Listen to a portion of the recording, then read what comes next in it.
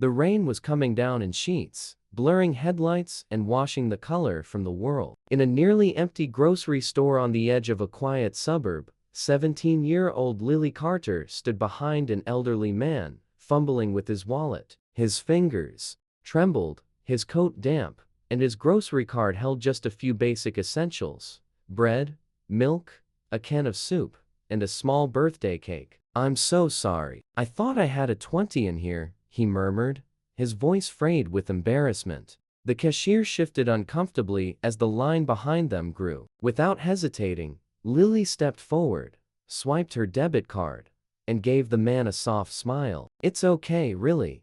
The old man turned to her, eyes glistening. "You didn't have to." "It's no problem," she said. "Happy birthday, sir." He didn't say another word, just placed a hand over hers for a brief moment. Then he shuffled out into the rain, disappearing into the shadows like a ghost. Lily thought nothing more of it. But 3 hours later, just as dusk turned to night, 3 black SUVs rolled slowly down her street and stopped in front of her modest home.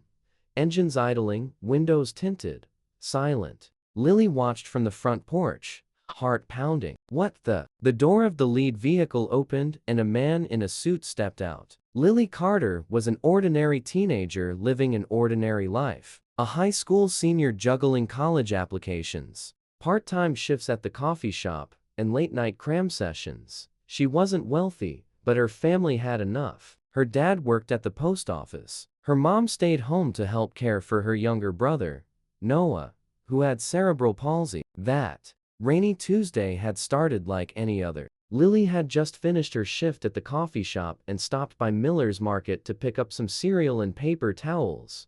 The old man in line, frail, wearing a navy peacoat 2 sizes too big, looked like someone's forgotten grandfather. He had tried to hide his embarrassment, but she saw it, and she couldn't walk away. She told her mom about it briefly when she got home. "Just paid for some old guy's groceries," she said.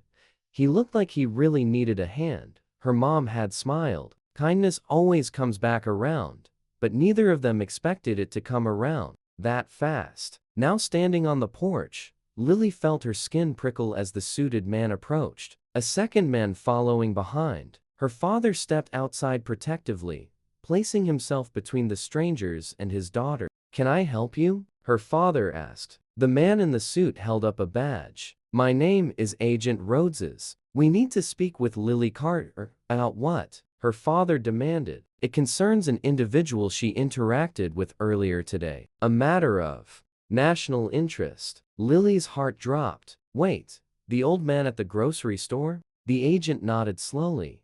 "Yes, that man is not who you think he is." The living room felt like a movie set. 3 agents, Lily's stunned family in an atmosphere thick with confusion. Agent Rhodes explained in calm, practiced tones. "The man you helped today," he said, "is a former intelligence operative. One of the best. He's been off the grid for years, presumed dead until today." Lily blinked. "You mean like a spy?" Rhodes nodded. "Better than a spy. His name is Thomas Calloway. He dismantled entire crime networks, disrupted foreign plots, and disappeared after a botched operation in 2009. We believed he was assassinated. But why was he buying cake and soup in a grocery store?" her mother asked. "We're not entirely sure, but your act of kindness forced his hand. He left traces, security footage, a card swipe. We've been tracking those breadcrumbs for over a decade." Lily's father looked angry. "And you brought this to our house? What if someone's following him?" "They might be," Rhodes admitted. "Which is why we're here to protect your family and to ask your daughter for help." Lily's jaw dropped. "Me?" "Calloway left a note in the cake box," the agent said, pulling out a small slip of paper in an evidence bag. It read, "She reminded me why I stayed hidden, but also why I might return. He trusts you," RH said, "and we believe he may reach out again. If he does, it could change everything." The following 24 hours were a blur. FBI surveillance teams were positioned on the street. Lily's phone was monitored, her computer inspected. She wasn't allowed to go to school. She wasn't even allowed to leave the house without an escort. But at 9:14 p.m. the next night, it happened. A small envelope was slipped through the mail slot. No one saw who delivered it. Inside, A handwritten note in spidery cursive. Tell Agent Rhodes I'll meet him, but only if she's there too. 6th and Juniper, midnight, come alone. The agents debated for hours. Some insisted it was a trap. Others said it was their only chance. In the end, they agreed. Lily would go, wearing a wire, monitored from a van parked blocks away. She arrived at the intersection just before midnight. It was quiet, the city asleep, fog rolling in from the river. Then, from the shadows of a closed bookstore, he emerged. Thomas Calloway looked smaller than she remembered. Ben, slow-moving, but his eyes were alert, razor-sharp. You didn't have to do what you did, he said. Voice growl. Lily shrugged. I just thought you could use a little help. He studied her for a long time. Then, from his coat, he pulled a flash drive. This is everything. Proof of corruption, double agents, operations gone rogue. I've held on to it for years. He handed it to her. Give this to Rhodes and tell him I'm done running.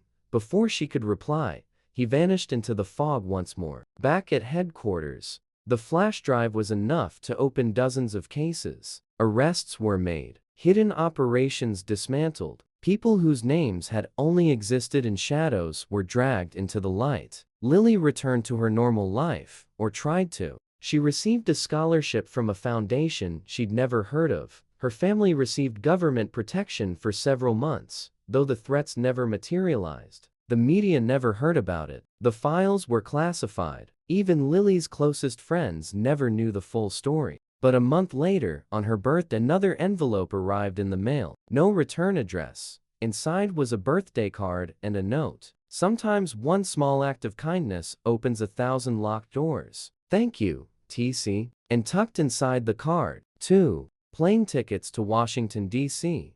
One for her and one for her little brother, Noah. The note continued. You said he always wanted to see the Smithsonian. Thought I'd help with that.